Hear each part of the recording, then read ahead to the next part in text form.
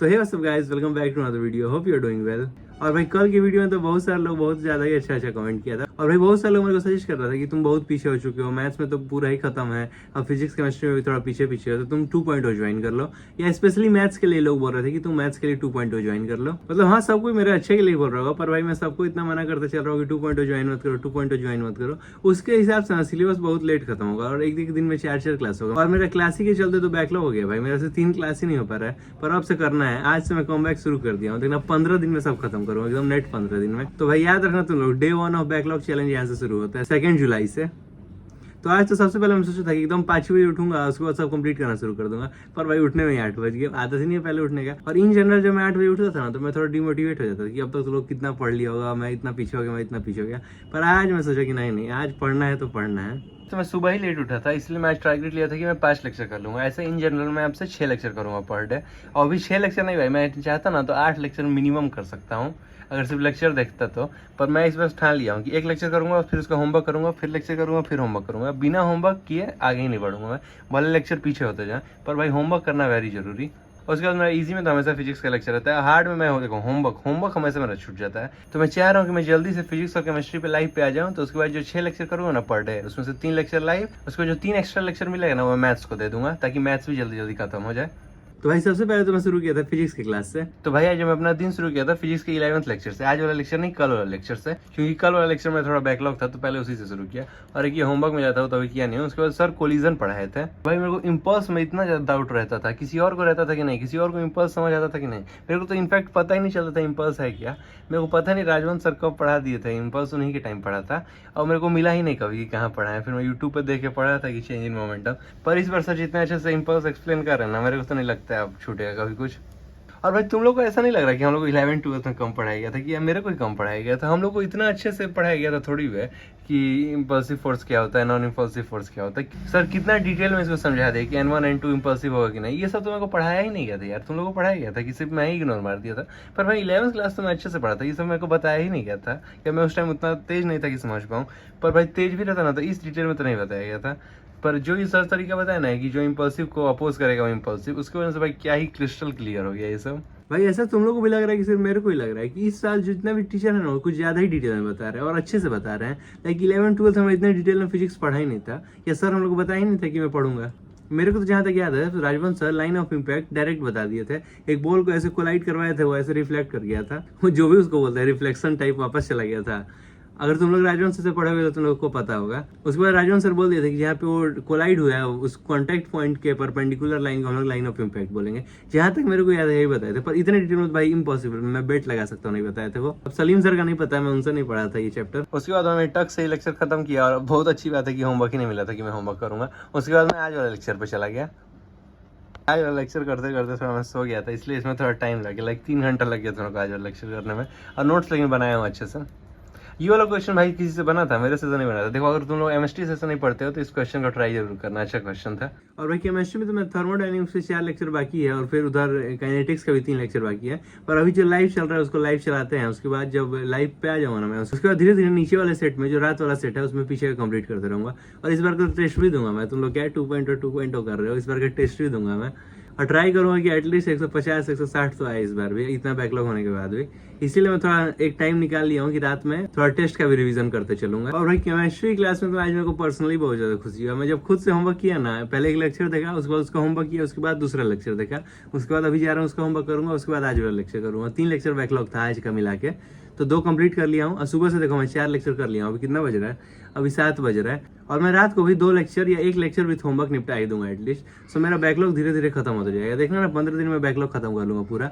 और भाई केमिस्ट्री में होमवर्क बनाया ना तो मेरे को कुछ डाउट है, प्लीज इसको बता देना कोई।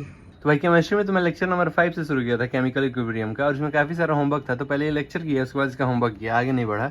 भले ही कितना भी बैकलॉग है, इस बार मैं होमवर्क बना ही के आगे बढ़ूंगा। और प्लीज भाई मेरे को हेल्प करो ना, केमिस्ट्री में बहुत थोड़ा दिक्कत आ रहा है एक दो होमवर्क में। जैसे जो पहला क्वेश्चन था ये तो बन गया था, इसका 1.8 आ रहा है, तुम लोग 1.8 ही ना आ रहा है। पर मेरे को एक इसमें चीज नहीं समझ आया, लिखा है total pressure at equilibrium is 0.8। तो जो मैं आंसर ला रहा था, तो आंसर लाने के लिए ना, तो भाई ये सॉलिड वाला है ना सर, इसका भी प्रेशर लिखते हैं। लाइक मैं तुमको एग्जांपल भी दे देता हूँ।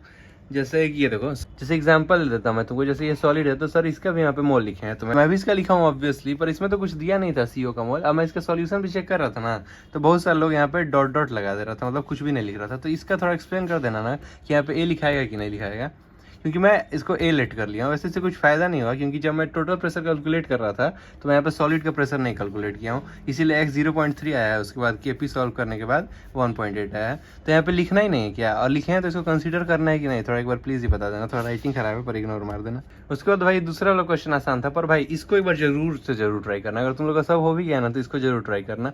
देखो मैं जब पहली बार इसको बना रहा था ना, तो मैं एक बार ये दिक्कत आ गया था, जब मैं यहाँ पे y किया ना तो यहाँ पे तो -y ही आई, पर सब में -y कर दिया, मतलब -y यहाँ पे -y यहाँ पे +y उस हिसाब से। पर सर देखो इसको मना किए हैं कि जिसके नीचे चेंज आएगा सिर्फ उसी के नीचे लिखना है, बाकी सबको उस इक्विलिब्रियम के हिसाब से मत करते चलना, वरना ऐसे ही रिपीट होता जाएगा।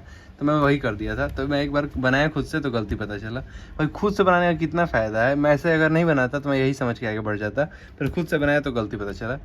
और भाई प्लीज़ प्लीज़ प्लीज़ ये क्वेश्चन मेरे को एक्सप्लेन कर देना सब। देखो मैं पूरा क्वेश्चन सॉल्व कर ले रहा हूँ, मैं x y के वैल्यू भी निकाल दे रहा हूँ। जैसे मैं डायरेक्ट इक्विलिब्रियम ही वाला इक्वेशन लिखा हूँ, ये पहला वाला इक्वेशन जो वहाँ पे दिया हुआ है, उससे सबसे पहले मैं इसको P लेट किया था, फिर इक्विलिब्रियम पे इसमें से A माइनस हुआ तो यहाँ A बना, यहाँ A बना, फिर D का लेट किया मैं P2, तो उसमें से B माइनस हुआ तो यहाँ पे B प्लस हुआ, B हुआ, इस B प्लस की वजह से यहाँ पे B हुआ, और x y इसका दिया हुआ था। तो मैं सब चीज़ निकालेंगे भाई, x y बराबर A प्लस B A इतना निकाल दिया हूँ मैं। अगर तुम लोग कुछ और लेट किया होगा शायद तुम लोग का यहाँ कुछ और आ रहा होगा, पर भाई मैं इतना निकाल दिया हूँ। अब मेरे को समझ ही नहीं आ रहा है कि ये टोटल प्रेशर है, इस टोटल प्रेशर का मतलब क्या है, मैं किसका वैल्यू निकालूं यहाँ से, x प्लस वाई का निकालूं, P1 प्लस P2 का निकालूं, ये सबको जोड़ के निकालूं। सबको जोड़ रहा हूँ तो ये अजीब सा इक्वेशन आ जा रहा है P1 प्लस P2, तो इसका कुछ मतलब ही नहीं बन रहा है। और हाँ, इन दोनों को जोड़ रहा हूँ ना तो आंसर आ जा रहा है A प्लस बी का। A प्लस बी तो वो है ना जो हम लोग सब्ट्रैक्ट किए हैं दोनों में से। पता नहीं यार, मेरे को कुछ समझ नहीं आ रहा है इसमें, मेरे को टोटल प्रेशर का मतलब नहीं समझ आ रहा। देखो x y की वैल्यू निकाल लिया हमें, पर मेरे को ये नहीं समझ आ रहा है टोटल प्रेशर कहाँ है, मतलब किसको ऐड करके टोटल प्रेशर निकालो, क्या पूछ रहे हैं हम लोग से, P1 plus P2 A plus B, क्या पूछ रहे हैं, मेरे को ये समझ नहीं आ रहा है। सो प्लीज़ प्लीज़ प्लीज़ इसको एक्सप्लेन कर देना। और सिमिलर ही दूसरा क्वेश्चन भी था, इसमें भी टोटल प्रेशर पूछ दिया, तो मेरे को पता ही नहीं चला टोटल प्रेशर होता क्या है।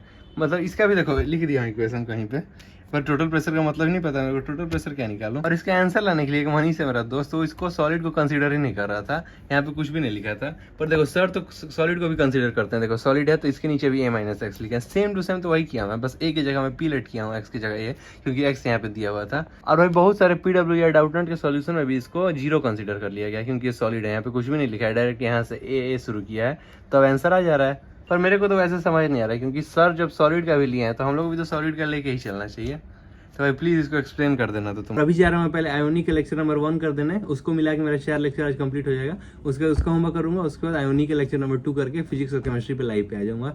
उसके बाद कल से मैथ्स भी शुरू कर दूंगा। और भाई मैथ्स में मेरा ये प्लान है, मैं तुम लोग को बोल रहा था कि मेरा 2 चैप्टर छूटे हुए, क्वाड्रेटिक इक्वेशन और कौन सा था, सीक्वेंस सीरीज, और जो अभी बाइनोमियल थ्योरम चल रहा है, ये तीनों चैप्टर में बहुत अच्छे से पढ़ा था क्लास 11th में।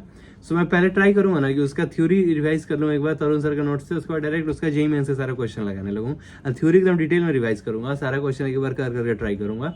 और उसके बाद जेईई मेंस का डायरेक्ट PYQ लगा रहा हूँ, क्योंकि जो पढ़ चुके हैं उसको वापस से पढ़ने का क्या जरूरत है, ऐसे झूठ मूठ के लेक्चर देखते रह जाओगे। आशीष सर का लेक्चर ऐसे ही 10-10 घंटे का रहता है। तो कितना खुश हो गया था, आशीष सर को बीच वाला स्लॉट मिल गया था, तो अब फिर से उनको लास्ट ही वाला स्लॉट मिल गया। आशीष सर को भाई बीच वाला स्लॉट देना चाहिए कि ज्यादा से ज्यादा 10-15 मिनट आगे पीछे बढ़ा सके क्लास। तो फिलहाल तो मेरा मैथ्स में प्लान यही है, पर आज तो मैथ्स नहीं करूंगा, पर मैं कल तुम लोग को अपडेट देता हूँ कि मैं मैथ्स में क्या क्या कर रहा हूँ। पर 2.0 में तो सिर्फ नहीं होने वाला हूँ भाई मैं। तो that's all for this video, see you in the next vlog.